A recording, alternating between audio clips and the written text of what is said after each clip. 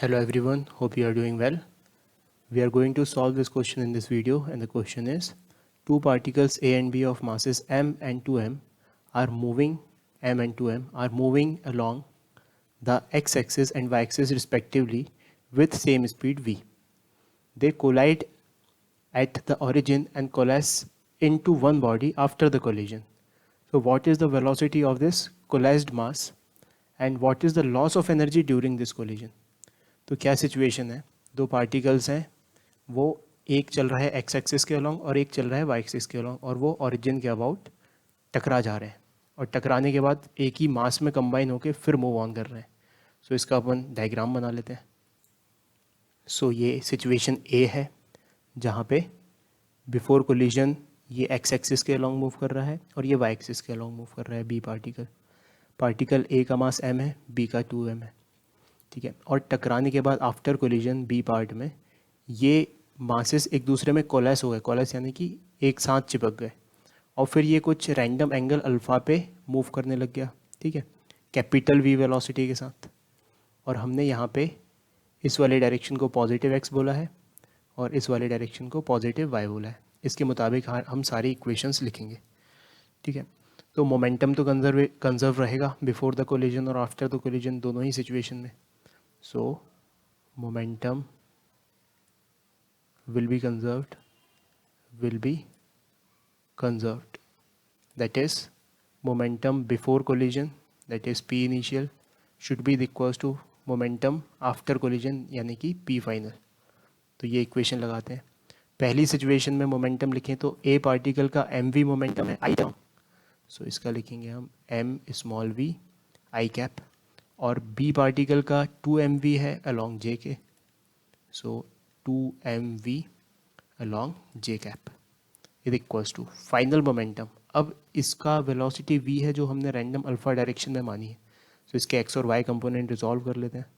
इसका हो जाएगा 3mv आई कैप, और क्योंकि कॉस कंपोनेंट लेना है इसका तो कॉस अल्फ़ा, और जे के अलॉन्ग हो जाएगा 3m capital V J cap multiplied by sine alpha. ठीक है. So clear distinction, this velocity capital V is different from small v. सो यहाँ पे लिखने वाले हैं हम I कंपोनेंट क्या होगा इसका 3m capital V cos alpha I cap and 3m capital V sine alpha J cap. Our target is to find this capital V. ठीक है. सो अगर ये वेक्टर इक्वेशन दोनों साइड बराबर है, सो आई रिस्पेक्टिव आई कंपोनेंट्स बराबर होने चाहिए. सो यहाँ से कंक्लूजन निकाला हमने small M V is equals to 3m capital V cos alpha. ठीक है. दूसरा कंक्लूजन क्या निकाला, एंड जे कंपोनेंट्स बराबर होने चाहिए, so 2m small v is equals to 3m capital V sine alpha. So इसको बोल दिया इक्वेशन 1 और इसको बोल दिया इक्वेशन 2. अच्छा, अगर इक्वेशन 2 में से 1 डिवाइड कर दिया जाए तो सब कुछ कट जाएगा, केवल अल्फ़ा बचेगा. So second divided by first, so second divided by first किया, सो लेफ्ट हैंड साइड क्या बचेगा, केवल 2 mv divided by mv, so 2, और राइट हैंड साइड क्या बचेगा, sine alpha upon cos alpha, that is tan alpha. So यहाँ से हमें टेन अल्फ़ा मिल गया. और इन इक्वेशन में से किसी में भी हम कॉस अल्फ़ा या साइन अल्फ़ा रख दें तो हमें कैपिटल V भी मिल जाएगा. सो हम ज्योमेट्रिकल ट्रायंगल बना लेते हैं. ठीक है. ज्योमेट्रिकल ट्रायंगल क्यों बनाया, क्योंकि हमें तो टेन अल्फ़ा पता है इस ट्रायंगल में, तो उसके करस्पॉन्डिंगली कॉस अल्फ़ा और साइन अल्फ़ा भी निकल आएगा. टेन अल्फ़ा क्या होता है, परपेंडिकुलर अपॉन बेस, तो हाइपोटेन्यूस क्या होगा 2 स्क्वायर प्लस 1 स्क्वायर का under root, that is √5. So from here we can write cos alpha is equals to 1 by √5 and sin alpha is equals to 2 by √5. अब in any of the equation either 1 or 2 cos alpha या sin alpha substitute कर देते हैं. So now from 1 we get mv is equals to 3m capital V into cos alpha. cos alpha क्या है 1 by √5. So m से m cancel हो जाएगा. So capital V की वैल्यू क्या आ जाएगी, capital V is nothing but small v multiplied by √5/3. सो ये speed आ जाएगी उस कोलेस मास की। सो ये हमारे पहले पार्ट का आंसर हो गया। ठीक है, अब दूसरा पार्ट क्या बोल रहा है, what is the loss of kinetic energy during this collision. So loss of energy is in terms of kinetic energy. So second part of question is loss of kinetic energy during the collision, during the collision. So loss of kinetic energy is delta के that is nothing but के final minus के initial. Collision के बाद जो total kinetic energy है system की minus collision के पहले जो काइनेटिक एनर्जी है सिस्टम की। सो हाफ एम, एम कितना है फाइनली 3m, वी कितना है कैपिटल वी, वो ये आ चुका है।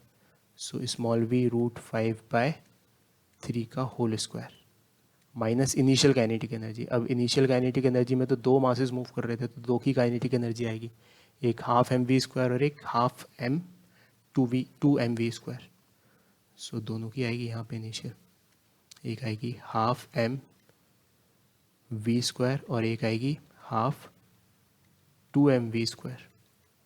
ठीक है, इसको अब सॉल्व करते हैं पेशेंटली। तो यहाँ से सॉल्व किया तो देखो कोफिशिएंट क्या बनने वाले हैं, यहाँ से 5 निकल के आने वाला है, यहाँ से 9, 3 से 3 कट जाएगा तो नीचे 3 बचेगा। सो 5/3 into 2 that is 6, so 5/6 minus यहाँ पे कोफिशिएंट क्या बनेगा 1/2 प्लस 1, सो दैट इज 3/2, सो 3/2 और mv² कॉमन। ठीक है, तो ये हो जाएगा अपने पास, एलसीएम लेंगे तो 6 और ऊपर होगा 3 इंटू 3, सो यह है अपने पास 9, so -4/6 mv² is equals to -2/3 mv²। अच्छा, ये माइनस क्या सिग्निफाई कर रहा है, माइनस ये सिग्निफाई कर रहा है कि काइनेटिक एनर्जी में जो चेंज आया है वो नेगेटिव है, यानी कि एनर्जी इज़ लॉस्ट, है ना, this much energy of is lost. So finally हम क्या लिख देंगे answer, velocity after collision is कितनी आई है, वो आई है v√5/3, small v√5/3 and the loss in energy